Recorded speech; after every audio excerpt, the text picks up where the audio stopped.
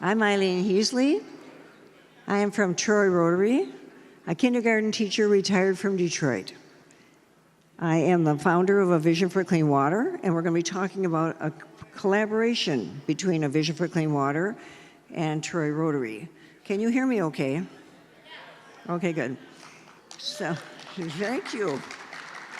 That's my fan club. Also, I was really touched by the speakers that we've had right in front of us. You'll see in a minute. I took this picture of this child. It was the beginning of a journey for me to be the founder of A Vision for Clean Water. I really thought that that water that child was drinking could have killed that child, or certainly made him very sick. So A Vision for Clean Water formed out of that, and it is an organization that is all volunteer. We pay our own travel. We collaborate with water projects so that there can be success, long-term success for water projects. And it started in Nepal, but right now I'm going to finish with the Vision for Clean Water. I stepped down as executive director in 2018, and the person who took my place, now I'm a kindergarten teacher and a Rotarian all that time, and the Rotarian person from A Vision for Clean Water. The person who took my place works for the World Health Organization in Ann Arbor, her office, half of her time, and with NSF for half of her time. Last week, she was at the Bill Gates organization at their conference, and 3 weeks before that, Nikki Beach, the person who's in executive director now, taking my place, she was at the World Health Organization, no, she was at the United Nations, giving a talk at the United Nations. She's a volunteer too. She's a Rotarian, a volunteer. She wants to get her hands on projects, and A Vision for Clean Water is working with her with that. Okay, I did not get a remote to move this forward, Liz. Where are they? Do you know how oh, there we go. So this is the first slide. There were a lot of mistakes that we made in this slide. I'm not going to talk about them. I'm going to talk about what we did. This is in Nepal, maybe almost 20 years ago. From this first project, we changed. We brought in microbanking. So we allowed villagers to choose to join our project. We gave them a choice of what kind of filters that they wanted. We then had women going on a bus to get educated about other water projects.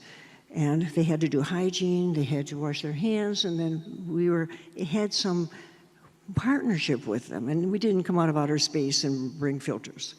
So go ahead for the next slide. One of the stories for this, eventually we helped 12 villages, and well, that would be maybe 6,000 people in that first group. This one girl came up to us in a village, my husband's co-founder.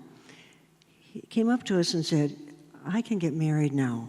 My rash that I've had my whole life is gone because the water is clean here. So that's the kind of work that A Vision for Clean Water does. First of all, we work in a small way. We try it, we replicate it, we improve it, and we make it better. So in this case, we worked with the villages of Nepal. So I'm going to fast forward to the Lebanon project. There's been 20 years of projects like this. But the Lebanon project was one of our bigger projects. In Nepal, we didn't have a grant. We just took village by village. We gave them $2,000 worth of filters, and we worked between the Kathmandu Rotary and Troy. So in Lebanon, Kamal Shahaib is sitting here. He helped us to start our sister club in LA, Lebanon. He invited me and A Vision for Clean Water to come, and he said, I'd like them to have a bigger project. They don't know what we can do. So after a series of visits, they started a project to bring water to the schools in their neighborhood. They gave the filter to the school, they left the documentation with the principal and the warranty. So when we came back, we were able to say, get the government to sign an MOU to replace the filters forever. Get UNICEF, hand washing, all the things that we know make a good project. Get the principal involved, a PTA. Fast forward, that grant and others like it got copied in Lebanon by every Rotary Club in Lebanon, and I think every, if not every, almost, public school now has clean water. They did not use our money. They used the grant and the possibility of more. Okay, move forward. Thank you. Okay, so fast forward again. That particular project helped 600,000 people get clean water. That's with Syrians and Lebanese children in the schools and more. And now that project was mentioned in February in the Rotary magazine. So if you still have your Rotary magazine, we're in there. Because finally they're talking about it's almost finished.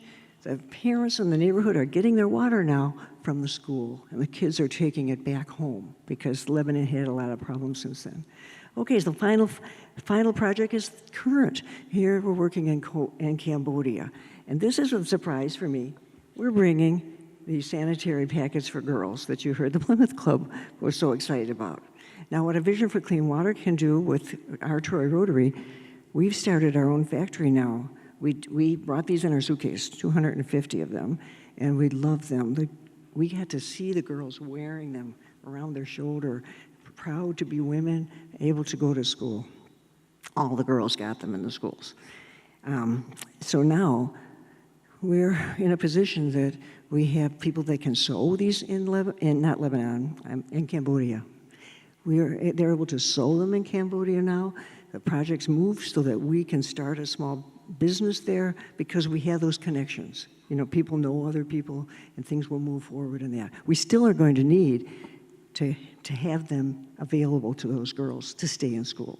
Now, in Cambodia, on the left, they do not have schools, toilets.